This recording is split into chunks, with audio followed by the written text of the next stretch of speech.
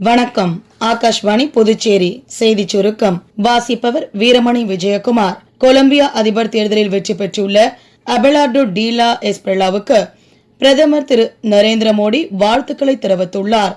திரு அபெலார்டோவின் பதவிக்காலம் சிறப்பாக அமைய வாழ்த்திய பிரதமர், இரு நாடுகளுக்கு இடையிலான இருதரப்பு உறவுகளை மேலும் வலுப்படுத்துவதற்காக அவருடன் இணைந்து பணியாற்ற ஆவலுடன் காத்திருப்பதாக தமது சமூக வலைதள பதிவில் தெரிவித்துள்ளார். பிரதமர் திரு நரேந்திர மோடி நாட்டு மக்களுடன் தமது எண்ணங்களை பகிர்ந்து கொள்ளும் 135வது மன் கி பாத் என்னும் மனதின் குரல் நிகழ்ச்சி ஆகாஷ்வாணியில் நாளை காலை 11 மணிக்கு ஒலிபரப்பாக உள்ளது. இந்நிகழ்ச்சியை ஆகாஷ்வாணி மற்றும் தூர்தர்ஷனின் அனைத்து அலைவரிசைகளிலும், AIR செய்தி வலைதளத்திலும், நியூஸ் ஆன் ஏர் மொபைல் செயலியிலும் ஒலிபரப்ப கேட்கலாம். ஆகாஷ்வாணியில் பிரதமரின் ஹிந்தி உரையை தொடர்ந்து அதன் பிராந்திய மொழி வடிவம் இடம்பெறும். பாரத் டாக்ஸி என்று பெயரிடப்பட்டுள்ள கூட்டுறவு டாக்ஸி சேவையை மத்திய உள்துறை அமைச்சர் திரு அமித்ஷா இன்று குஜராத் மாநிலம் காந்தி நகரில் தொடக்கி வைக்கிறார்.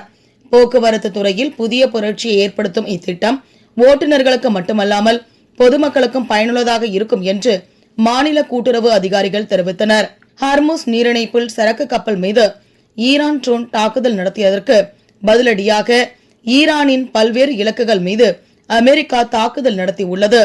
ஜூன் 17ஆம் தேதி கையெழுத்தான போர் நிறுத்த ஒப்பந்தத்தை ஈரான் மீறியுள்ளதாக குற்றம் சாட்டியுள்ள அமெரிக்க அதிபர் திரு டொனால்டு டிரம்ப், இந்த தாக்குதல் பொறுப்பற்ற செயல் என்றும் இதற்கான விளைவுகளை ஈரான் சந்திக்க நேரிடும் என்றும் எச்சரித்திருந்தார்.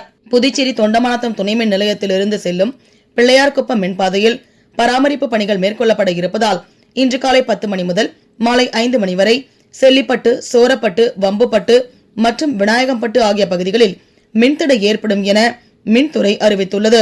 இத்துடன் இந்த செய்திச் சுருக்கம் நிறைவு பெறுகிறது.